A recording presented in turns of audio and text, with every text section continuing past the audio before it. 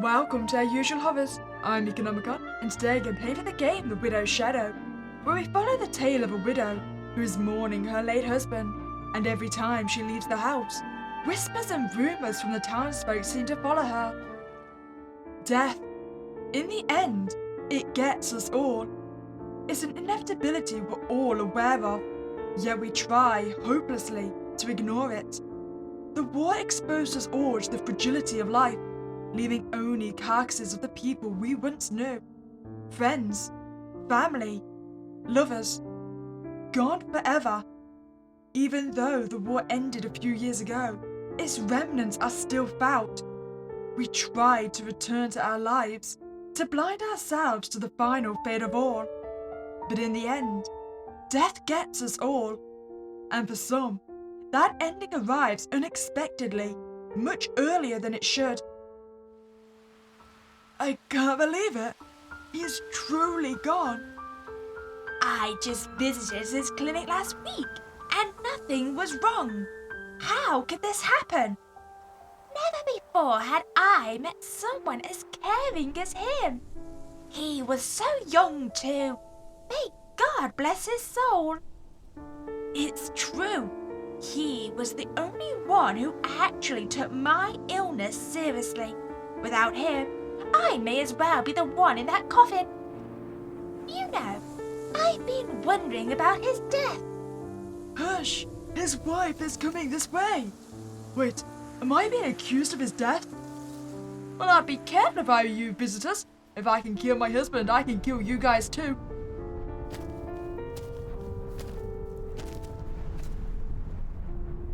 She actually. Keep your distance. I heard. Is that true? I knew something. The townspeople continue chattering behind me. I know they're discussing me, but their words grow distant, and I look at the cadaver of my late husband. His face no longer shows any sign of life, his skin as pale as the moon above us. It seems cruel that the world has taken such a beloved man and left his worthless wife instead. How? Just how am I meant to go on? A tear slips down my cheek and onto the casket. Without him, I'm no one. I may as well vanish from existence. As the whispers around me dissipate, the funeral continues. Only 3 days have passed since the funeral. I have not left the house since then. It's not unusual. Rather, it was the norm even when my husband was still alive. After all, I had to take care of the chores around the house and prepare things for when he returned from work. There was barely any reason for me to go out. But now that he's no longer here, the silence in the room is more noticeable than ever. I still remember when I found his body, his hand slowly releasing its grasp from his shirt as he took his last breath. It was too late for me to do anything. Once more, I was unhelpful, even when it mattered most. Everything afterwards is a blur, but his face is burned in my mind. You know, it's going to be such a plot twist if we get to the end of this game, and it turns out we really did kill our husband. Contorted in an expression I had never seen on him before, one of helplessness. I bring a hand to my chest. The air around me feels suffocating. It'd be good to get groceries. I'm running out of eggs already. A simple excuse to get out of the room. The afternoon sun is covered by a multitude of clouds, but that hasn't seemed to stop the townspeople from spending time outside. I can feel their eyes on me as soon as I exit the house, but I try to ignore them. Is that the doctor's wife? Oh my, it is her. It's rare to see her outside. Wouldn't you agree? Absolutely, but don't stare at her too much. You would not believe the things I've heard. Oh, now I must know. A knot forms in my throat. No matter how much I try to block out their voices, they're too loud to ignore. I saw her at the funeral the other night. I'm sure I saw her hide a smile. Unbelievable. If I may, how did the doctor die again? They said heart failure, but You don't think she could have... You know.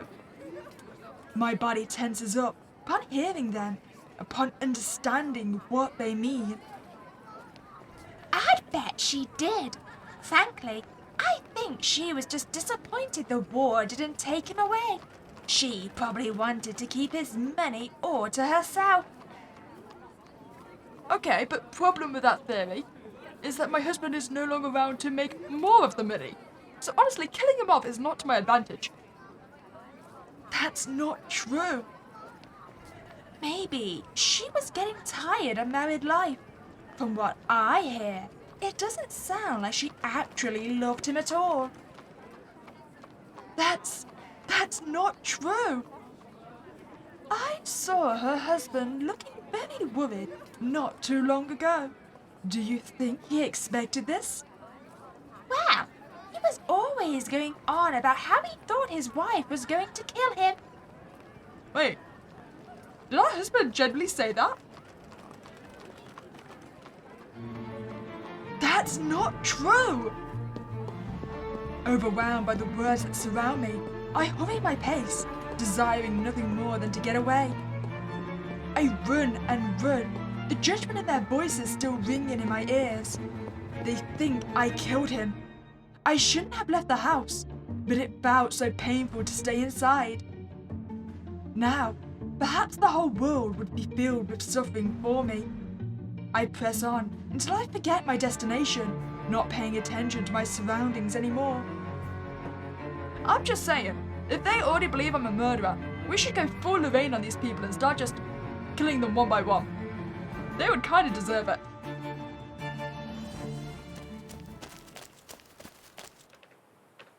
I finally stopped to catch my breath, my legs aching from the sudden exercise. These clothes are not made for running, nor are my shoes, nor is my body. Only once I regain my breath do I notice that the ground beneath my feet is no longer stone. I lift my head slightly and notice that, in my panic, I've stumbled into a forest. I don't remember there being any forest nearby. I turn around to try and retrace my steps back to where I came from, but I only see more trees behind me. This isn't good. How will I return home? Looking forward once more, I notice a clear path between the trees. I wonder if, perhaps, it could take me somewhere I can ask for directions. As I walk through the trees, a curious shape makes itself visible in the distance. A rather small building stands at the end of the path. A house! Here, of all places! At the moment, approaching it seems like my best bet to find someone who can aid me. With light steps, as my legs still ache from before, I walk the path towards the house. Oh, this is the best idea we've ever had. It takes some time, but eventually, I make it to the house. The building is unlike any other I have seen. Its walls and windows twist and turn in strange ways, never upright. Oh, what a rather crooked house you have. I wonder if it's for a rather crooked man. As I observe the place, I take notice of something unexpected. A group of people are having a lively chat just outside the house. There's an odd feeling inside me as I watch from close by. I have seen them before. They're people from town. What are they doing in a place like this? My eyes wander to a strange-looking man. Something about him is different from the rest. Oh, thank you so much for taking care of me, Doctor. I've been feeling so much better ever since I first visited you. Please, there's no need to thank me. I'm just glad I could be of help. If you feel any side effects from your new medicine, do let me know as soon as possible, alright? You're so humble too. We're blessed to have you in this town. It is such a shame that you're already spoken for. I walk a bit closer, take a better look at them. Wait. That's not gonna be my husband somehow, right? I mean, he is the doctor and they are apparently the villagers, right? Also, is anyone getting a kind of Burton / Addams Family vibe going on right now? I'm loving it. And upon laying my eyes on the face of that strange individual, I finally recognize him. That's my husband! Oh, damn! Have we now got another zombie husband? Because the last zombie husband I had, I did end up killing a lot of villagers. Oh, you're too kind. But don't let my wife hear that. But he died. How can he be here, standing in front of me? Although, that hair, it isn't anything he's had before. Could I be confusing him with someone else? Ah, but his face is identical. And they even mentioned he's a doctor. What's going on? Ah, if it isn't my darling wife. Wife? So, it is him. But how can this be? Why are you making that face, love? Are you perhaps not happy to see me? Of course, this is the greeting I get from you. I shouldn't have gotten my hopes up. Sorry. I don't understand. This man, who is supposedly my husband, leans in and lowers his voice. You've always got your head in the clouds. Who knows what kind of crazy thoughts you are having right now? The least you could do is not embarrass me in front of my patients. You know what? I thought you were dead, so screw you, buddy. But I haven't done anything. But I haven't done anything to... Uh-huh. I'm not looking for excuses. And you weren't getting any. You're just not getting an apology either. I will give you another chance this time, since I'm feeling generous. He really is just like him, despite the changes in his appearance. Yet, he shouldn't be here, or anywhere else for that matter. Is this real? My gaze wanders from my husband to the strange house behind him. Everything around me seems uncanny. I must be going crazy. But I am curious. What do we want to be, crazy or curious? Let's find out more. I have no idea what's happening here. Perhaps I'm going mad, but I need to find out more. I face my husband, who seems to be awaiting an answer from me. But as I open my mouth to speak, his figure, as well as those of the villagers, disappears into thin air. How? I realize then that it's useless to ask anything of the empty air. My eyes fall upon the door once more. Perhaps inside, I can learn what's truly happening here. I gather enough courage to knock. The door opens unexpectedly, before my knuckles can even strike it once. Hello? A voice, echoing through the walls of the house, follows out of the door. Come in, come in. I've been waiting for you. Waiting? A part of me is terrified, wondering what I'm getting myself into. And yet, despite this, I don't hesitate to take a step forward and enter the house. It's dark only for a moment before the inside of the house reveals itself. To my surprise, the space before me is much larger than it seems from the outside. The walls extend far beyond what I would have imagined could fit within them. I take another step deeper inside, even as anxiety builds within me. There's no one around. Just where did that voice come from? As if triggered by my thoughts, the lights go out. Ah! My eyes adapt to the darkness. At least there's still some light from the windows. At last, the devil is dead. A sudden voice calls out, the same as before, but this time so much clearer. There's an odd familiarity to that voice, one that I can't quite place. A shadow is cast on the steps, coming from me, and its form begins to change. Wait, are you in chains? The lights turn on again, blinding me for just a second. Wait, hold on. Is that me? And where the shadow was before, there is now a woman. She certainly resembles me, right? At last, you're here. I have been waiting for you for so long. Oh, so long. We have to celebrate. Huh? Celebrate? Wait, who are you? There's something strange about this woman, not only in the way she dresses and in her mannerisms, but also in her voice. It sounds just like my own, exactly the same that I hear. Me? Oh, look, you haven't figured it out yet. I'm you. Huh? Don't be ridiculous. I'm me. You can't be me. Right? Ah, you're quite slow.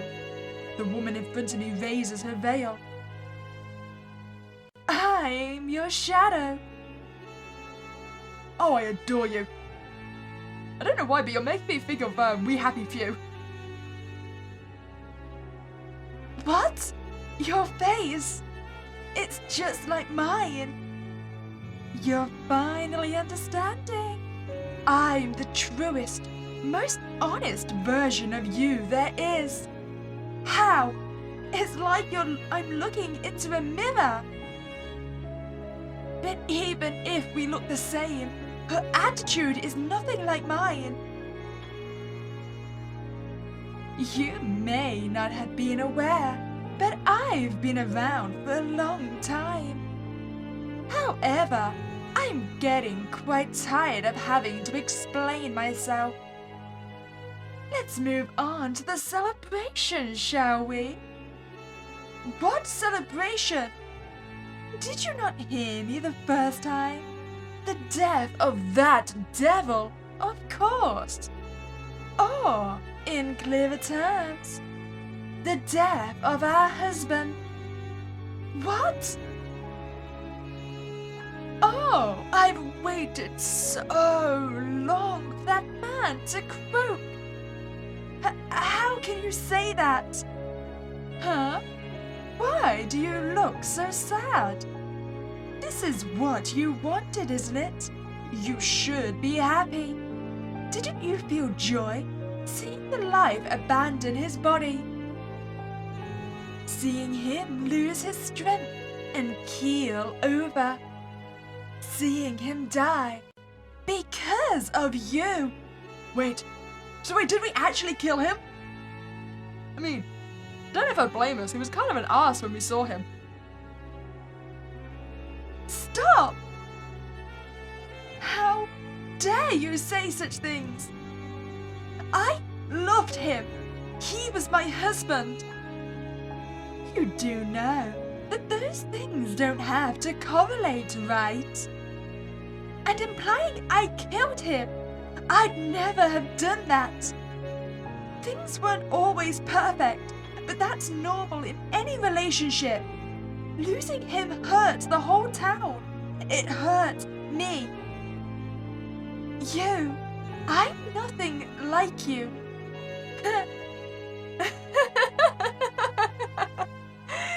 You're quite pathetic, aren't you? Fine. We can leave the festivities for later. Since you're having such a hard time accepting this, perhaps I'll give you a little more time. Behind me, the door slammed shut. Don't even try. That door is locked tight. Why? It's much too early for you to leave. Feel free to explore the house. I'm sure you'll find plenty of interesting things in the shadows. See you later. With those words, the shadow vanishes from view, leaving me alone in this strange house. There's little choice on what to do next. I could just wait here, but perhaps I should do as she says, though the thought of what I might find frightens me. I take a deep breath, then head down the first hallway I see. So I'm guessing we're just going to be reminded of all our past events with our husband. If the shadow set up this place though, it's going to be reminding us all the reasons why we shouldn't love our husband then, isn't it? Entering the windowless hallway, I notice how it stretches towards a never-ending void. I turn to go back the way I came, only to see that the archway I entered through has vanished. Oh, well, to the void it is. Please, no! Hello? Are you still there, Shadow? As I call and scream for help, my voice is muted, sucked in by the darkness and lost to all but me. No, this can't be my tomb. The howling creak of a door opening in the far distance draws my attention. As I gaze upon what lies before me, the end of the hallway feels far, impossibly far, but is also the only respite available. I guess I have no choice. With each step I take, the end seems to draw further and further away, and the door never comes into view. Huh? What's that? Something catches my eye up ahead. I rush over to get a better look. A large framed photo hangs on the wall, staring down at me. Craning my neck, I see two more further along the wall. Looking back to the photo before me, I see myself and him together on our wedding day, smiling. I still remember our vows. I promise to be your honest and faithful loving wife for the rest of my days.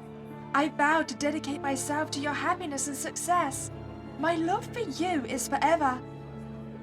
It's comforting, remembering this moment in time when we were both happy. The happiness didn't last long. Our first big argument was that night after the reception. Not wanting to wallow in my memories of him, I move on to the next hanging frame. Where did you go? There you are! I found you! The next pictured silhouette stares down at me, my old friend from life before marriage. We'd known each other since our youth.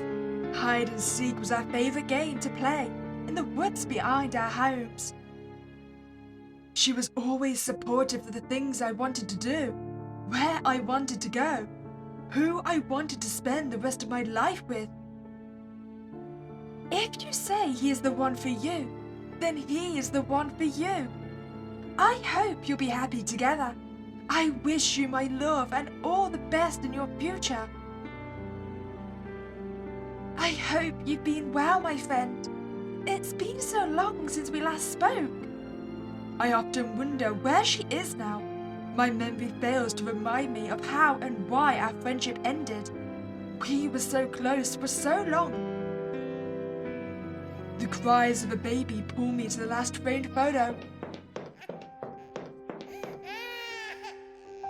We had a child together? I'm going to assume we lost the child, since there's not currently been mentioned so far. The closer I get, the louder the cries become. It's haunting. I look at the final photo and see a reminder of the nursery my husband and I had prepared only a couple of years ago. It was still early. I had yet to conceive, but we were nonetheless excited to welcome a new addition to our lives. I wish for a world where you could have joined me. Wanting to distract myself from my thoughts, I continue onwards. Light breaks through the darkness as I make it to a slightly open door at the end of the hallway. Finally, a way out! My darling, you've made ample headway. I hear my husband's voice seeping through the next room. How is he here? Careful. If you progress too quickly, you won't have a reason to see me anymore. Is he talking to me? Before we were wed, he used to speak to me like this. It was charming. At least I found it so. That was when I was his patient. That's how we met. But... Wait, so if I'm assuming this is all our memories of him, right? And we can't specifically remember this, I don't think he's talking to us.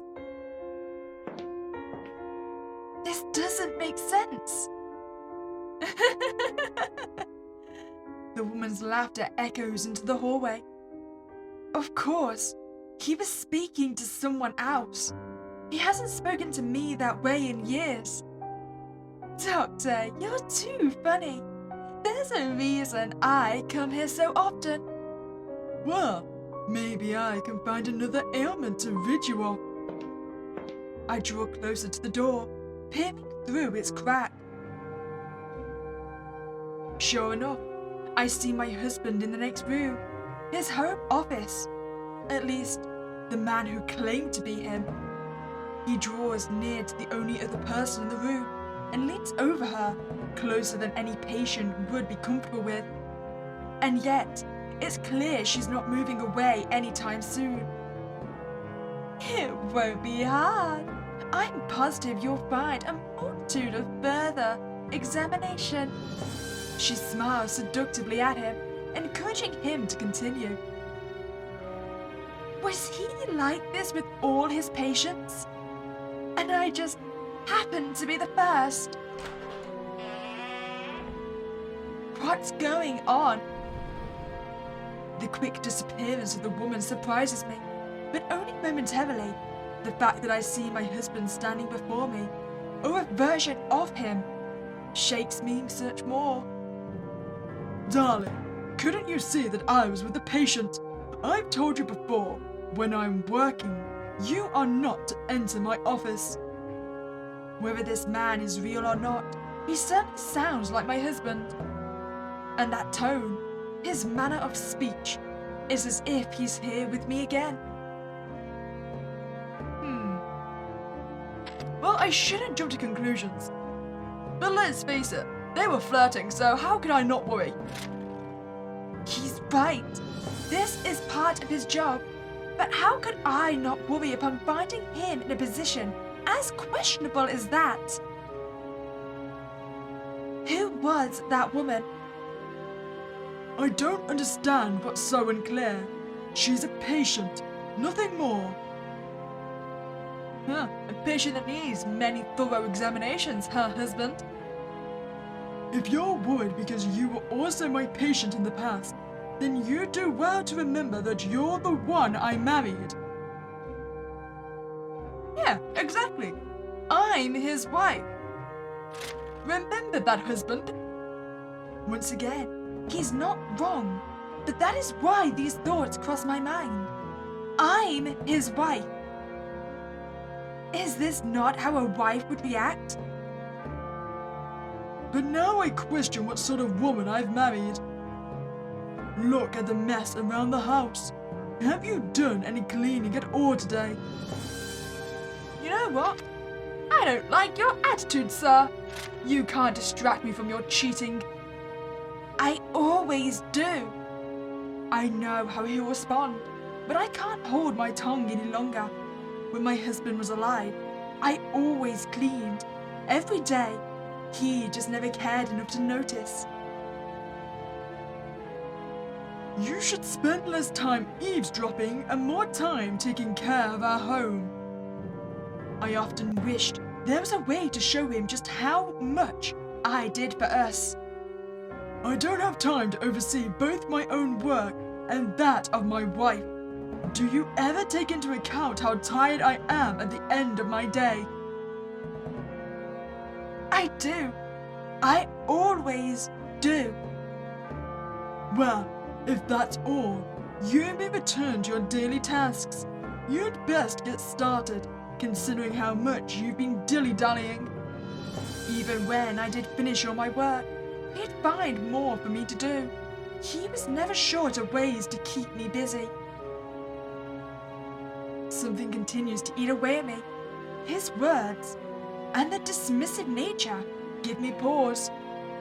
That woman, I've seen her at our home before, during his off hours. When he courted me, he was not married, but now, despite his marital status, she continues to return from his services like a leech that's forever hungry for more. Thoughts race through my mind, churning as questions of my husband's faithfulness return to haunt me. Why did he not refuse her advances? Was he looking to replace me? Were his assurances of love riddled with lies? I strongly doubt it. He was probably just going to keep us unaware.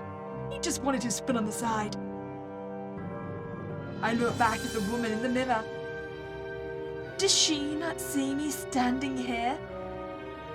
Who? Your patient. She has returned. I see her in the mirror, seeking your attention. Why has she returned so soon? She was just here. He sighs and looks in the mirror, then back at me. A hint of annoyance taints his face. You mustn't be well, my dear. I don't know what you see. The only people in the reflection are the two of us. Oh, and your skelly boy behind you. No, he's wrong. She's right there. Perhaps you're imagining things again. You know how prone you are to seeing and hearing things that aren't there. The woman in the mirror turns to stare at me. A wide smile creeps across her face, as if she has successfully lured my husband away. But she's right there. Can you really not see her? Stop your nonsense this instant. He waves me away, but I can't stop myself from looking at the woman. Her chilling smile and soulless eyes bore through me. She couldn't have been the only one. He takes note that I have yet to depart. How many times do I have to tell you that she is not here? You must see her too. Tell me she's real. There is no one. I shut my eyes tight, shielding myself. Upon opening my eyes, I see that she has disappeared. Even when she leaves, I know she'll come back, time and time again, just to see you. Of course she will. I'm her doctor. Is that where it stops? Quit making up stories in your head. If there's nothing going on, then why does she come by so often, even when you retire for the evening? The more I speak my mind, the more I feel myself shake. I know I need to power through. A memory surges through me. I think I felt this way before, but no more than once. She can't have so much ailing her that she can simply visit whenever she pleases. Drop it, now! Woman, can you not see that I am devoted to you? Who do you think I work so hard for? I keep food on the table and a roof over our heads. There is no one else I am married to. Yes, but husband, we're not disputing the married situation. We're disputing the sleeping situation. I recoil at his outburst. His face turns monstrous, almost otherworldly, like my shadow. I can't bear to look at him. I don't know. He's kind of beautiful, don't you think? Do you not see how much I do for us?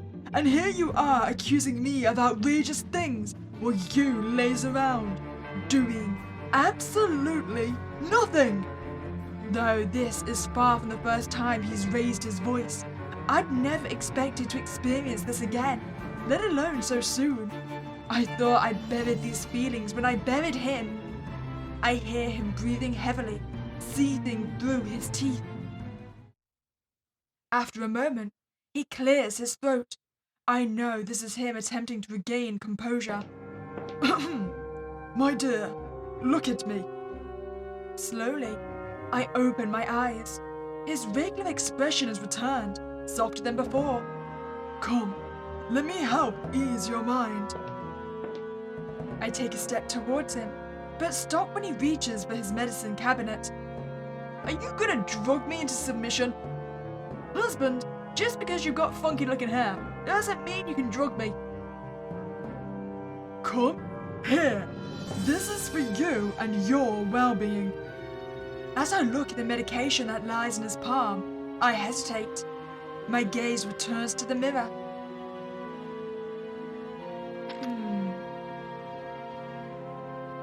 To take the pills or not? You know what, I've been rather uncooperative so far, so let's not take the pills. I know my mind is not failing me. I know what I saw. I stand my ground, making it known that I do not plan on ingesting any more of his medicine. How do I know that these drugs aren't what caused me to see these supposed hallucinations? He continues to stare at me sternly. Finally, he shrugs and places the pills back into their bottle. You don't know what others in town say about you and your episodes. Administering these pills is my way of protecting you. Darling, try to understand the position you've put me in. Do you not see how you make me behave? I'm only this way when we're together. No one else pushes me to my limit quite like you. You know, I'm starting to think we maybe should just not be together. But let's argue, I'll talk back. You've changed. You weren't always like this. I'm only telling you these things because I love you. Why must you continue to question me? What I do? How I am? If you truly loved me as much as I love you, you'd let me be. You'd trust me, just as I trust you to take care of our home in my absence. I love you as much as I trust you, which sounds like not a lot in our current situation. I do love you, just as much as I trust you. Clearly not enough, it seems. No matter how much I show you, or however many times I tell you, you never. I never what? You never listen. I never listen? Every time you talk, I listen. If I never listen, what do you call what I'm doing right now? He thinks he's right, but he's wrong.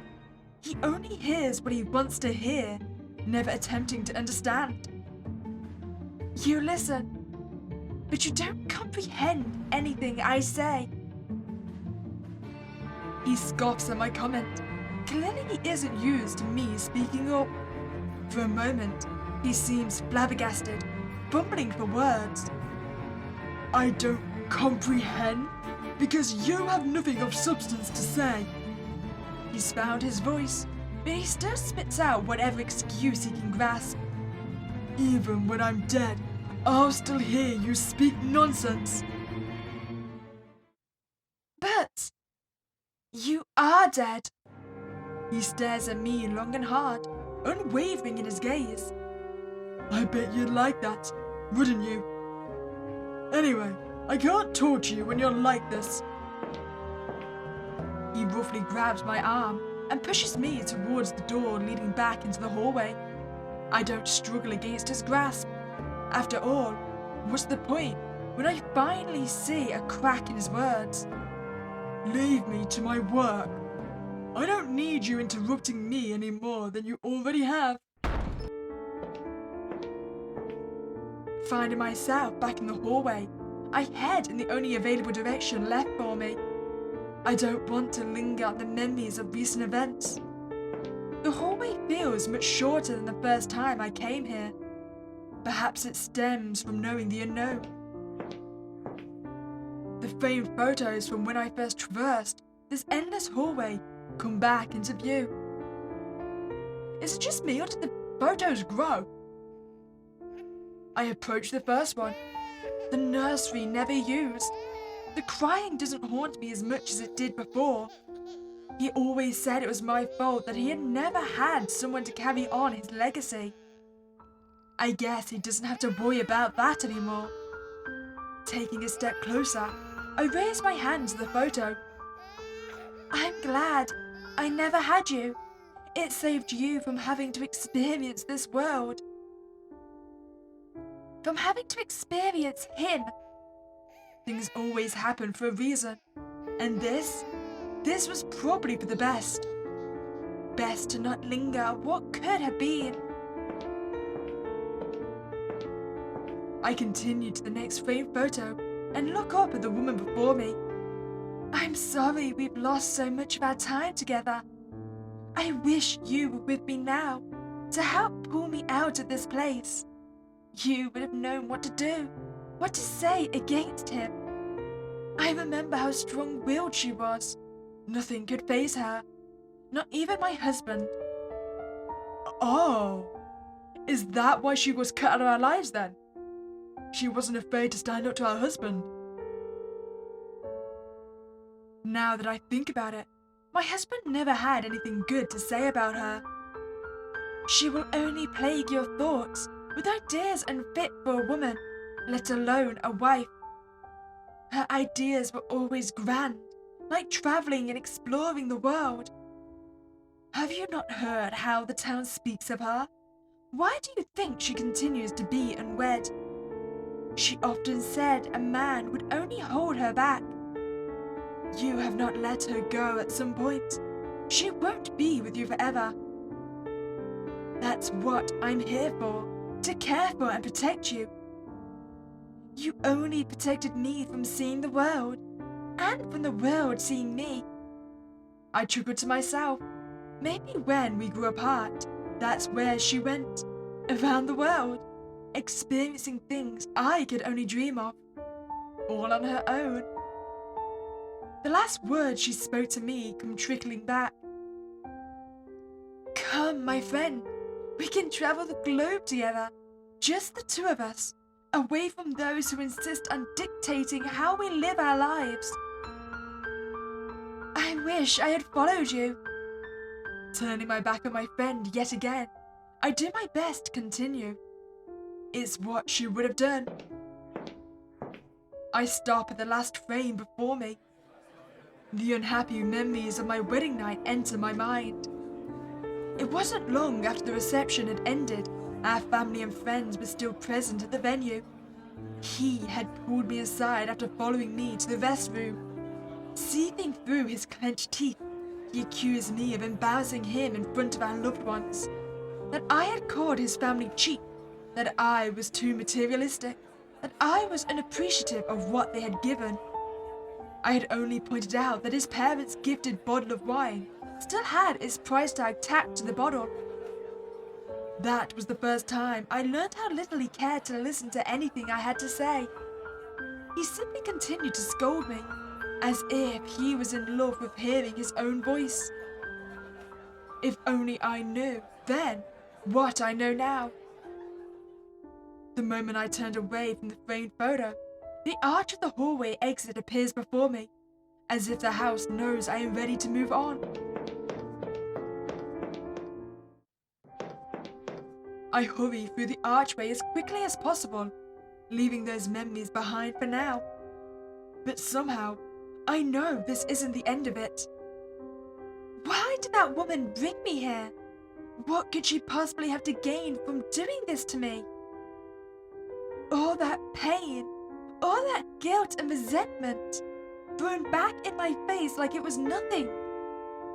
Why can't I just be left in peace? You really don't get it yet.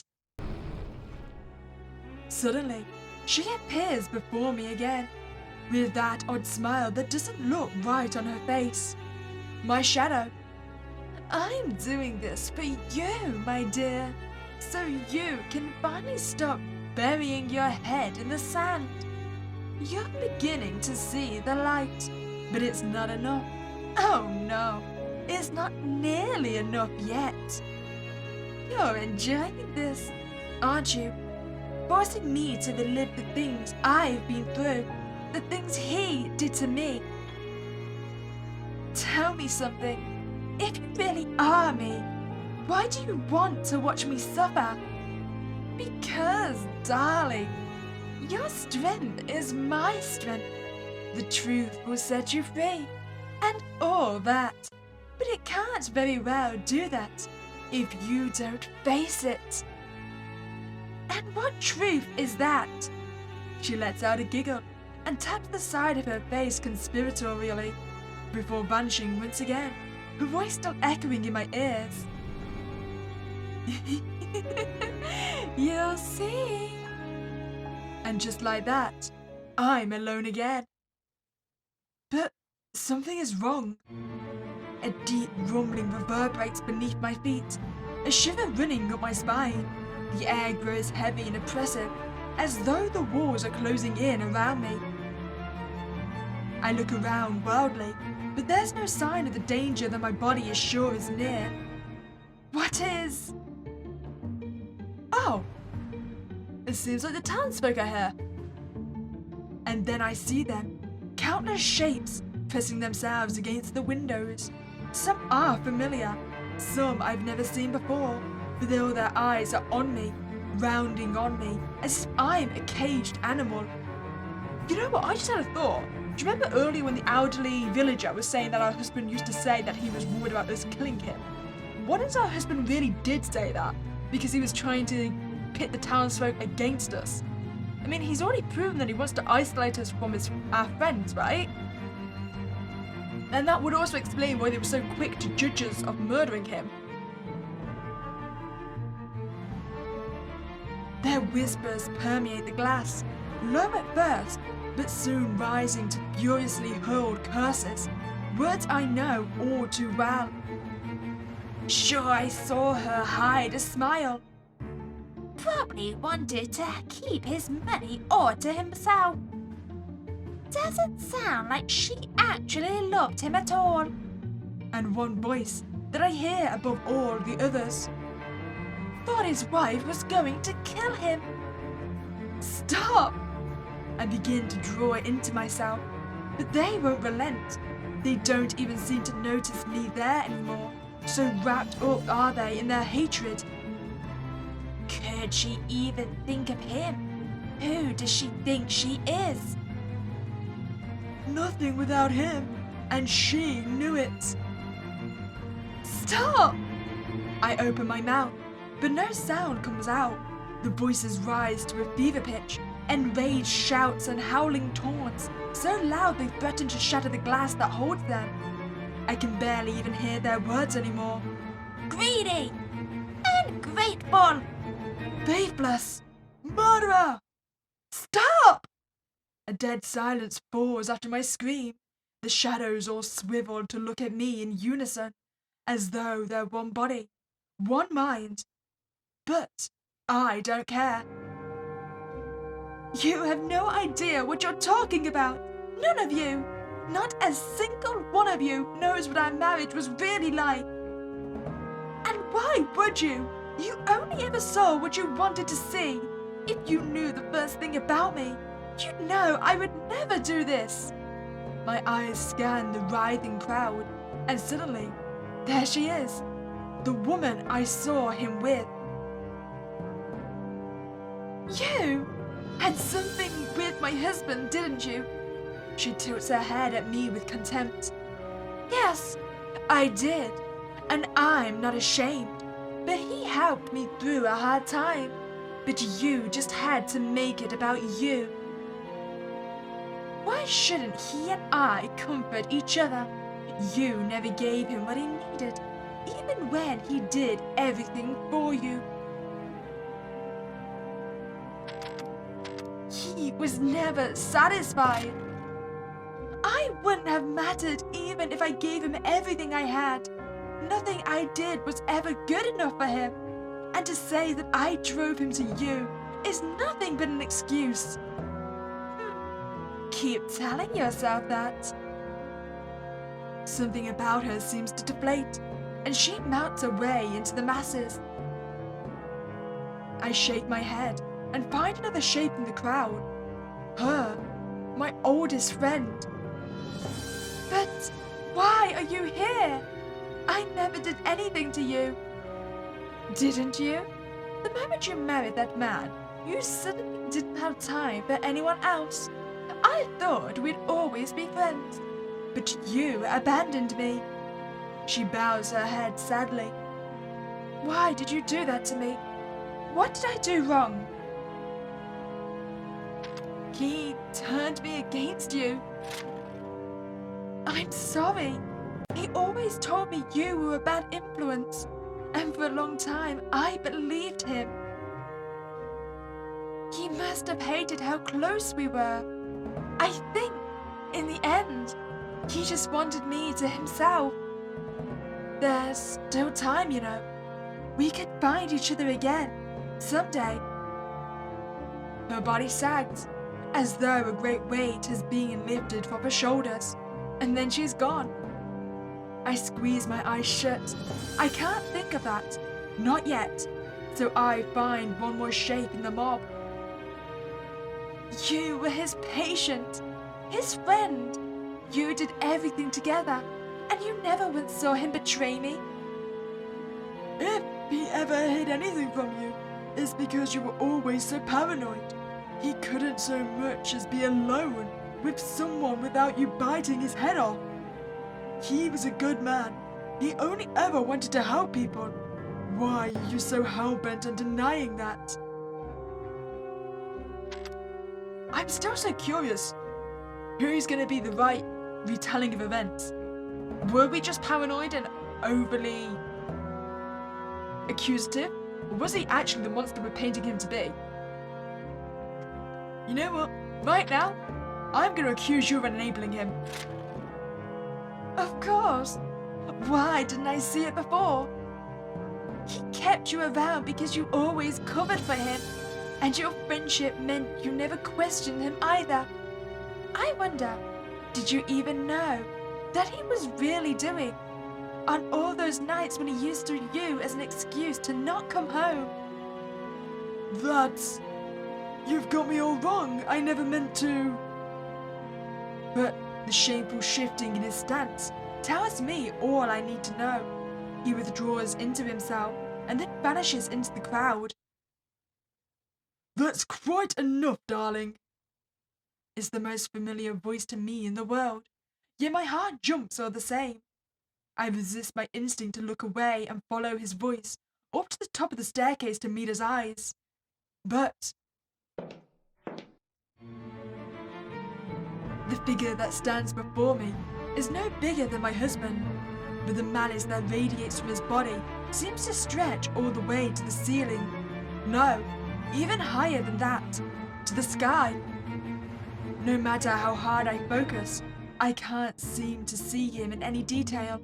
It's like I'm staring at a blind spot in my vision, a spot of nothingness. He peers at me with his face enshrouded in darkness, his head tilted at an odd angle, as though his neck is broken. It looks nothing like him, but somehow, I know it is him. Wait, his neck is broken? I thought he died from a heart attack. This is really getting tiresome. Don't you think it's time to drop this silly little charade? He takes a menacing step down the stairs, and I'm suddenly aware that I'm completely alone with him. But I refuse to relent. Not now. That's all you know how to do, isn't it? Treat my pain like an inconvenience every time I get too uppity. Shut me down, over and over again, until I don't see the point in getting up anymore. Well, call it whatever you want. This isn't a game, and I'm not playing. He draws in a breath, deep and shuddering, like a death rattle, and it takes me a moment to realize that he's laughing. Such fire! Where was this backbone when we were married? Perhaps if you hadn't been so useless, I wouldn't have had to. No! You don't get to turn this around on me anymore. You never wanted a wife. You wanted a doll. A mindless little nothing, always at your beck and call, who never got angry or talked back, who never once questioned anything you did, because the truth was so obvious that one look was all it took. One look to see that you were the pathetic one. His form bristles with the palpable anger, but I can't stop. The words keep flooding out of me, a torrent finally breaking through a dam. Oh, your hatred, your sadness, your apathy. You were too much of a coward to face any of it. So instead you put it all on me. So desperate were you to feel like a man that you endlessly beat down on someone who you knew would never fight back.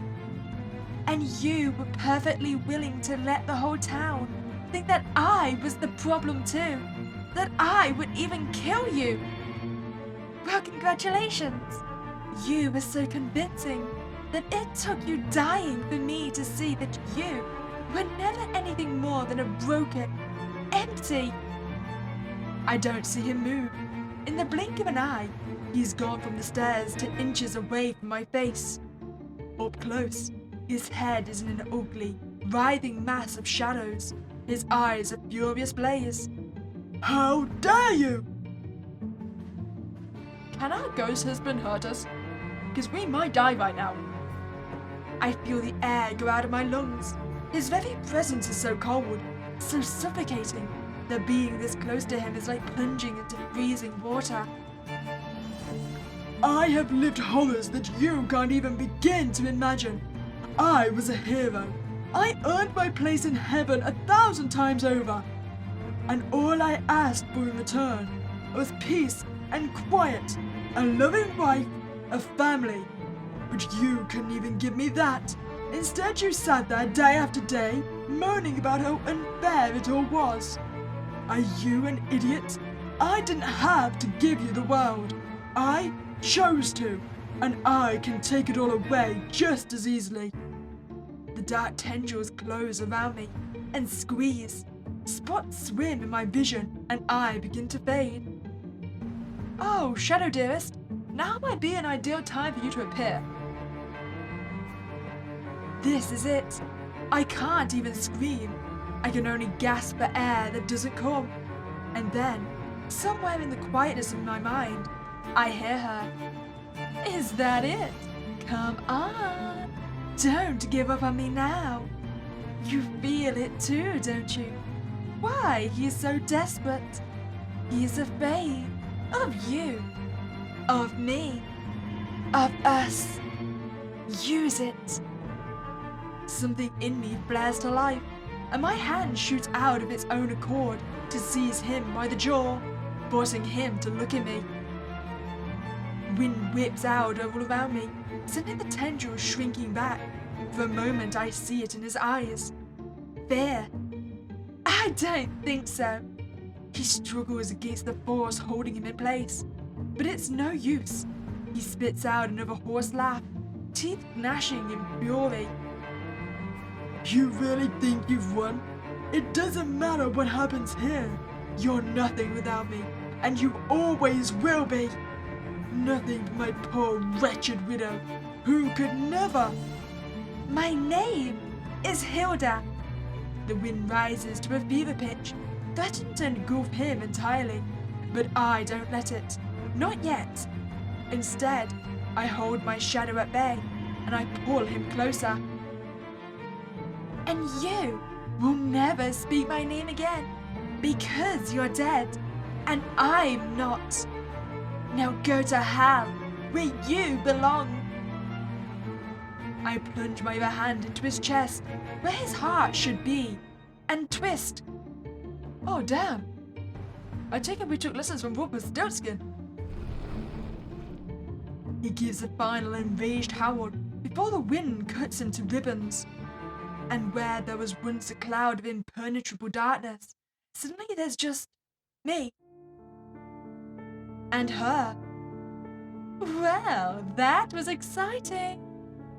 I can only give her a tired laugh. In response, I know I have nothing to fear from her now. Somehow, it feels silly that I ever did. Not the celebration you were expecting. No. It was even better. So, what's next for us?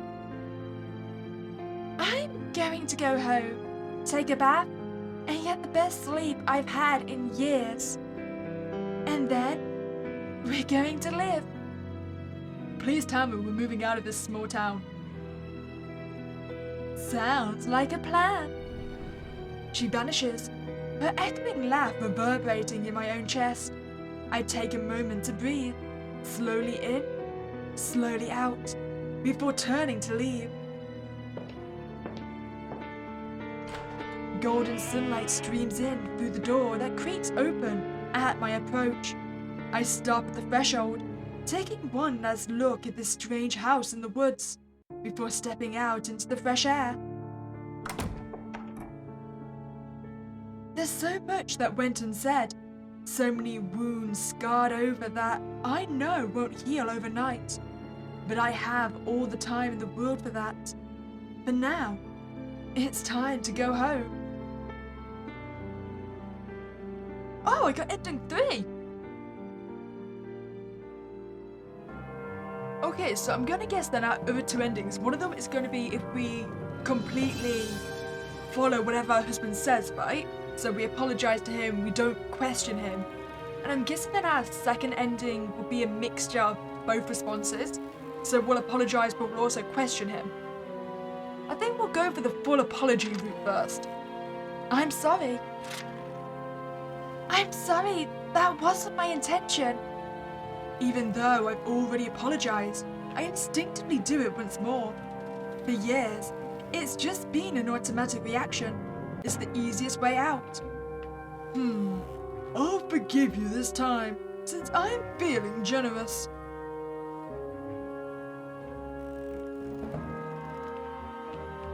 Well, I'll just assume that we're going crazy.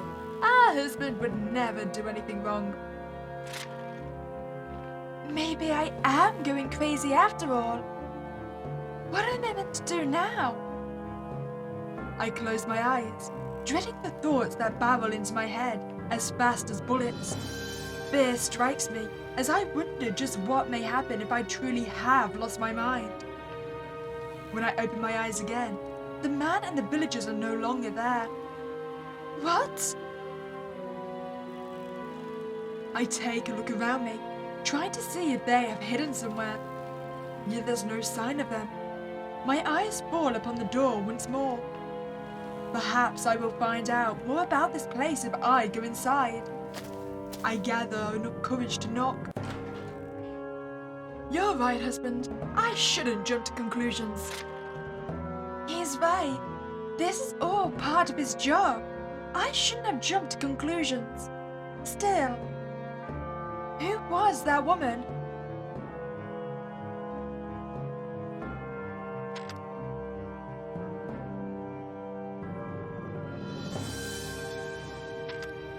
I'm guessing the way the dialogue going, we're still going to end up having the argument, even if we do choose to agree with him. I'm grateful he chose me. That's true. I should count my blessings that he chose me. But now I question what sort of woman I've married.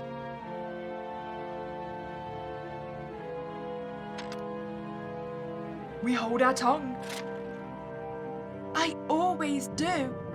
Knowing how he'll respond, I hold my tongue. When my husband was alive, I always cleaned. It was part of my wifely duties. You should spend less time eavesdropping and more time taking care of our home. I often wish there was a way to show him just how much I did for us. Well then, it's time to see what happens when we take our pills. These thoughts have frequented my mind for far too long. I'm tired of their presence. Yielding to his professional suggestion, I reach out and take his offer. You don't know what others in town say about you and your episodes.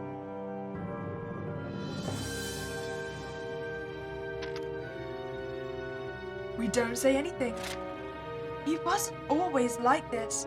He used to be more loving. Perhaps he changed because of how often I questioned him. I'm only telling you these things because I love you.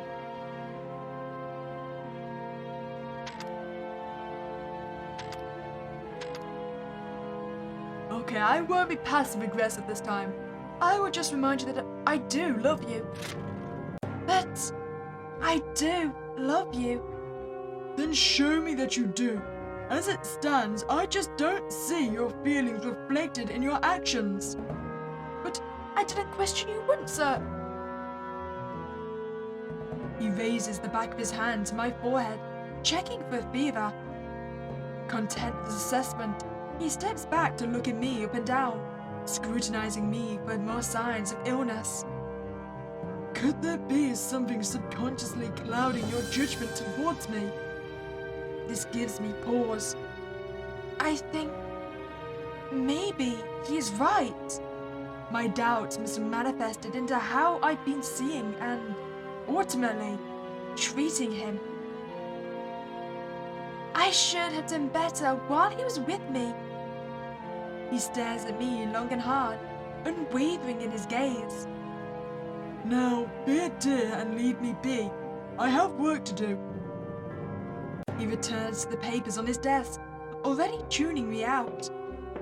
I silently head for the door, leaning back into the hallway.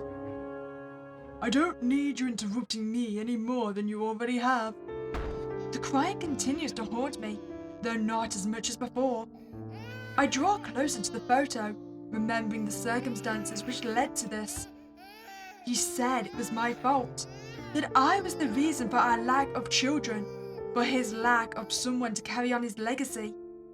That since I never conceived, there was something wrong with me. Perhaps he was right. Best not to linger on what could have been. But perhaps it was for the best that we drifted apart. My husband always told me how much of a bad influence she was. Have you not heard how the town speaks of her? Why do you think no man wants to court her? Her ideas are far too wild for women, especially for those who are not married. Women like me. I walk up to the framed image and reach up for her. Why did you never marry? Though I ask the question, I already know the answer. Her voice echoes in my memory. Being tied to a man will only keep me anchored. I remember how she'd always looked to the horizon, excited to see the world beyond, and how, whenever she turned back and saw me, she'd flash a smile. But I want to fly. Won't you join me? Her smile was too bright for me. I always felt I had to turn away, like I was never strong enough to stand by her side. After all, I knew where I felt comfortable, where I was needed, where I belonged. Turning my back on my friend yet again, I do my best to continue. My husband had pulled me aside to explain just how rude I was being. I had pointed out a forgotten price tag at the bottom of a wine bottle, gifted by his parents. But he was right. I shouldn't have looked a gift horse in the mouth. I do wonder that, like, why we pointed out the gift tag to begin with. Instead, I should have simply accepted the gift and kept a smile on my face. I really was the one who chiseled the first dent in our marriage. If only I had known better. The moment I turned away from the framed photo, the arch of the hallway exit appears before me, as if the house knows I am ready to move on. But I see you're still clinging to delusion. Why? Something about her is different now. The air seems to burn and flicker around her, like a photograph that's been thrown in the fire. She's angry. Because you're wrong. I loved my husband. Those were misunderstandings. He only ever wanted what was best for me, even when I assumed the worst of him. He deserved better than that, better than me. How deep are you going to dig this hole for yourself? The man isn't even here anymore, yet you continue to let him beat you down. Ever the dutiful wife, Fine, have it your way. If you still refuse to see the truth, I suppose I will have to just...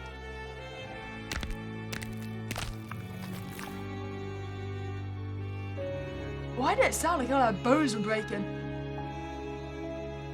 Her body warps and slowly stretches upwards, her limbs contorting as she transforms into something inhuman.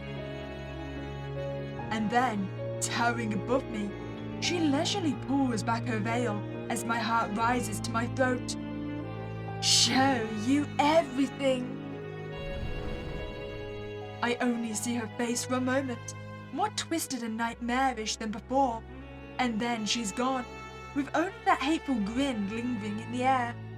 And just like that, I'm alone again. You know what? I did my best to please my husband. He may have complained, but I did everything I could for him.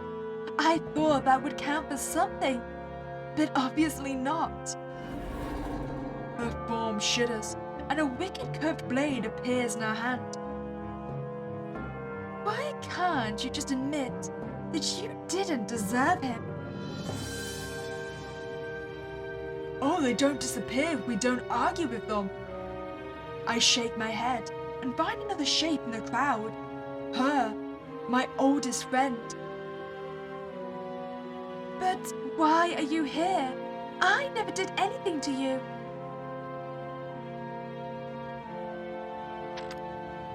You were a bad influence. I may not have been able to see it, but he could. He was only protecting me when he told me to stay away from you.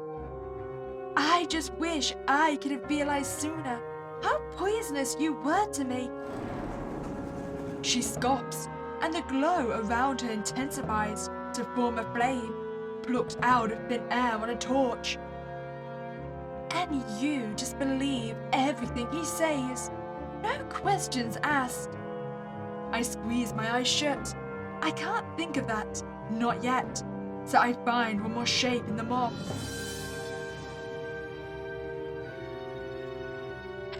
You never gave me a chance. I didn't know he said that about me. But whenever we saw each other, you never said two words to me either. How could I explain myself if you never bothered to listen? His fist clenches, and suddenly there's a razor-sharp pitchfork in his hand. You really can't take responsibility for anything, can you? Enough! The shadow's scream echoes through the hall, causing the place to tremble. In a blink, all the furious townspeople will disappear. The figure of my shadow appears at the top of the stairs, her feathers pointing outwards, seeming more like blades. When she walks down the steps, though, as something begins to change. Oh, we're becoming a Black Widow, right? Are you the one that killed my husband? Her fingers elongated, becoming sharp like the claw of a feline. Her body contorts forward as multiple thin limbs break through her back. Oh, we're stunning.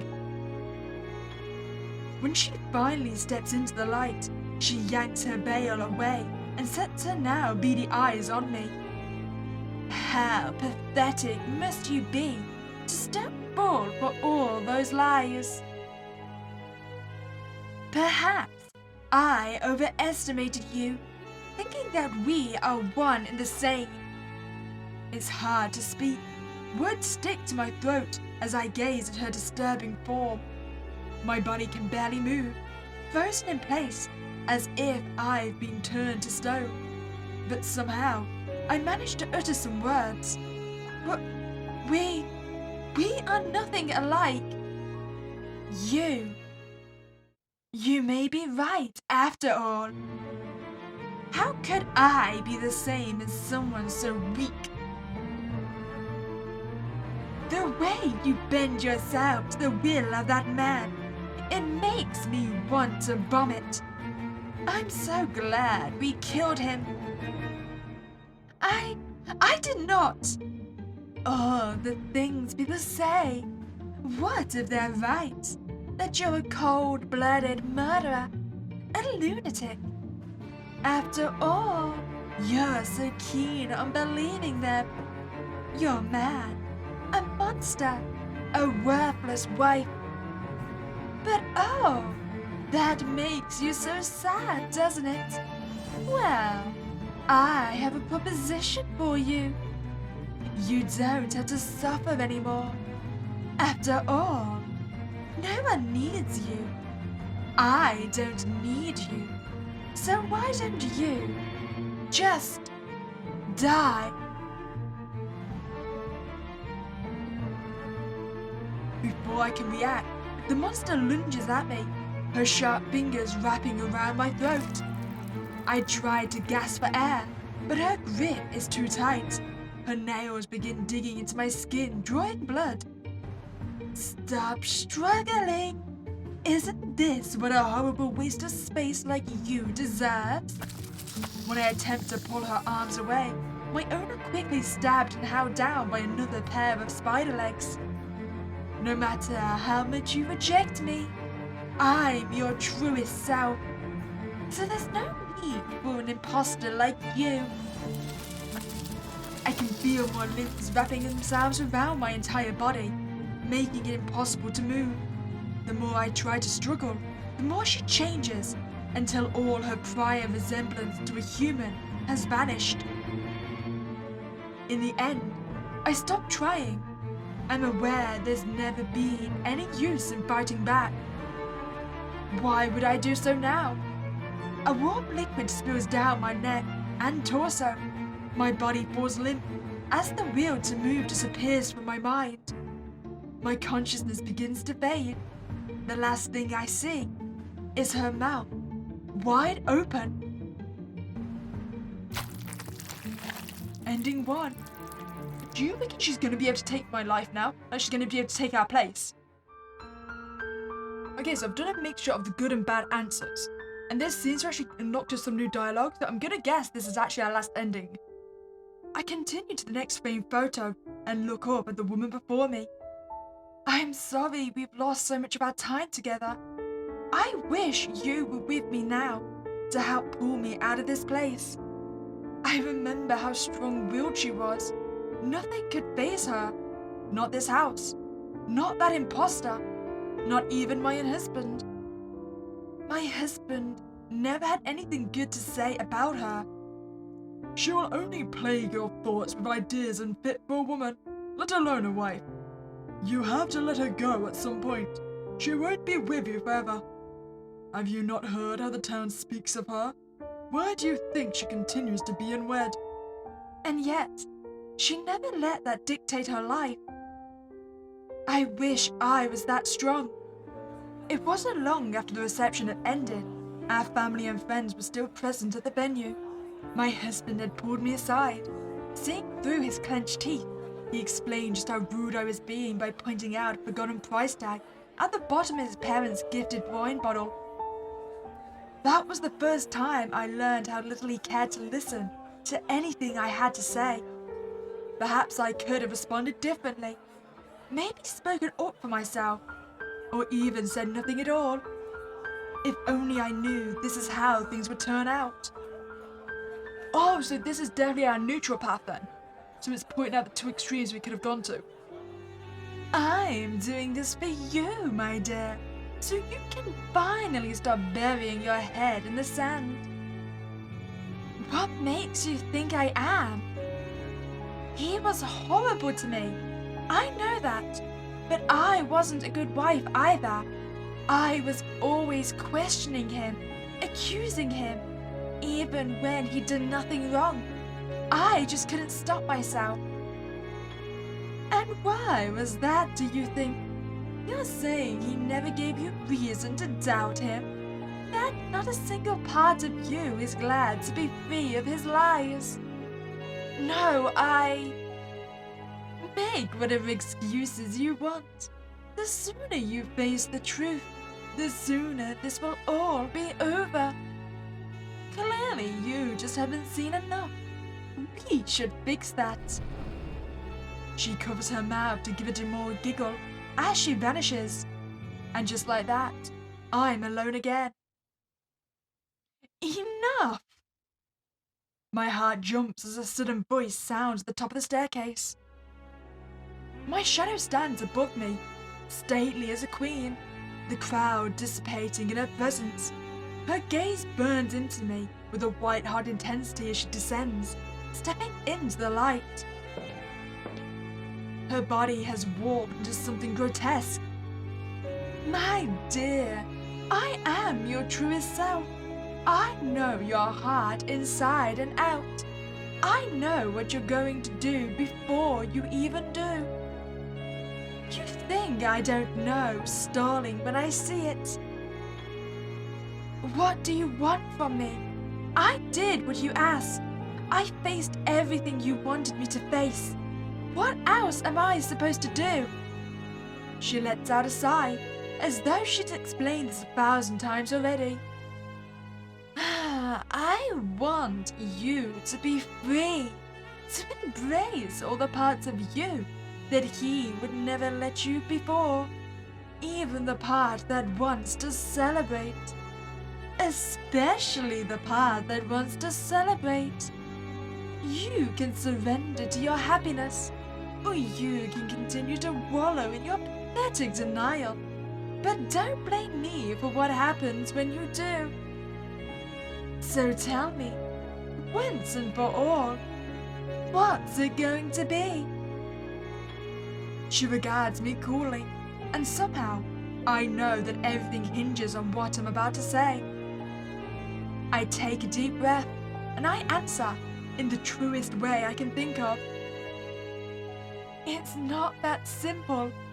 You stand there and tell me that I have to either celebrate the death of a monster or admit that I was everything they said I was. Pathetic, paranoid, a heartless murderer. But what if both are true, or neither? We had our problems, and we both had our moments of cruelty.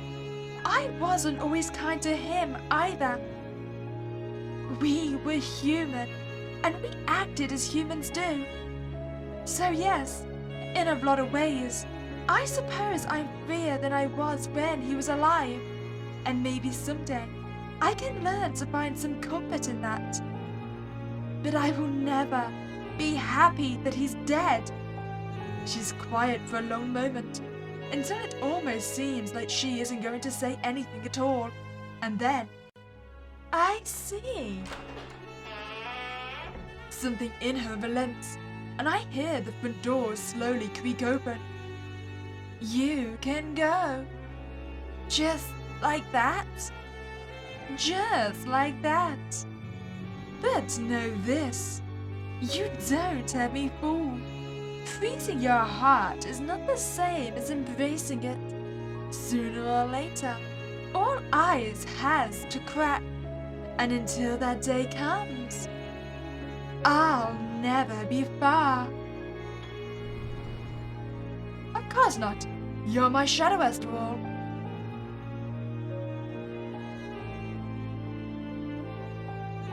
She vanishes, just as a sliver of dull sunlight reaches her. For a moment, I don't dare move. Only when I'm sure that she's really gone do I turn and head for the door.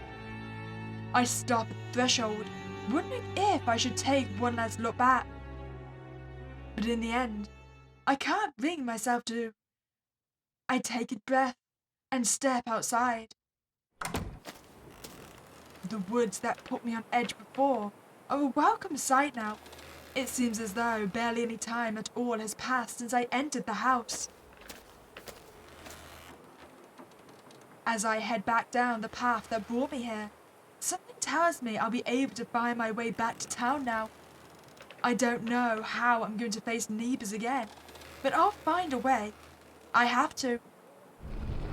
Suddenly, the hairs on the back of my neck stand on end as I sense a presence nearby. A strange garbled noise sounds from somewhere behind me.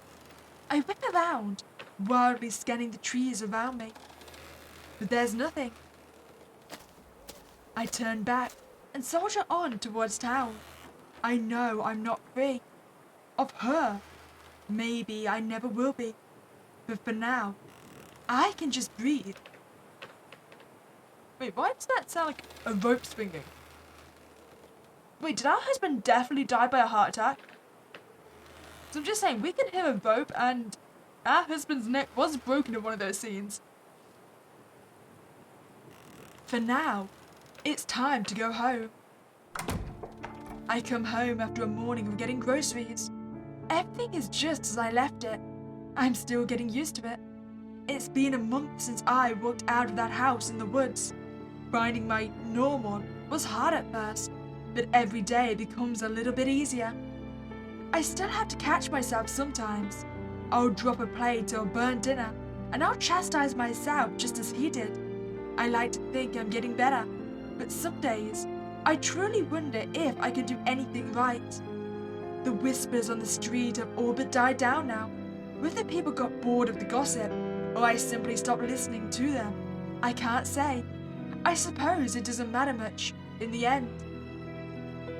I haven't seen my shadow since the last time we spoke. Sometimes I spot movement out of the corner of my eye, and someone's laugh just sounds just like her. But it always ends up being my imagination. Deep down, I'm terrified of the day she'll make herself known again. But until then, I do my best to go on living. That has to count for something. Oh, there you are. Right.